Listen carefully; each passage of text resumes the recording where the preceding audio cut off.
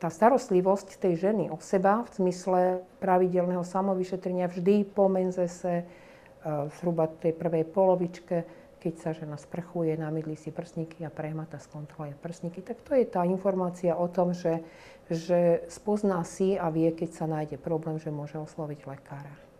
Brúškami stredných prstov, hej, tak najprv pod povrchom, akoby pod kožou sa prehmata celý ten prsník pekne v takých sústredených kružniciach, hej, tak pekne kolom dokola až k tomu špicu. Najprv ľahučko, tá horná časť, potom hlbšie, taký lepší tlak, stredný asi, tá stredná časť. A potom tak lepšie do tej hĺbky, aby sa tá hrudná stena vlastne prehmatala.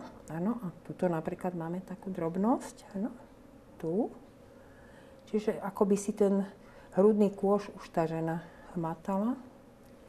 Pekne všetko, aj pazuška sa teda prehmatá. Áno, takže toto je o tom, že takto sa dá zistiť vlastne, či je rozdiel medzi tou žľazovou časťou, kožou pod kožím a prakticky aj teda, keď je nejaká zmena v tom prsníku.